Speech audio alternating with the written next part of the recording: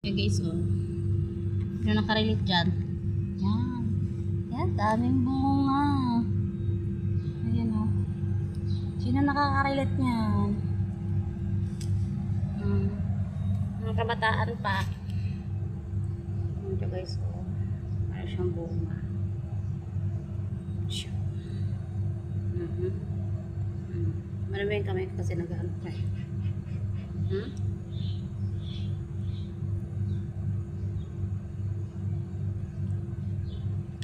Sarap siya. Masim. Sino nakaka-relate dito?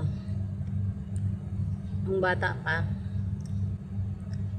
Pag magdamo. Nagdadamo-damo ako guys. Kinakain lang.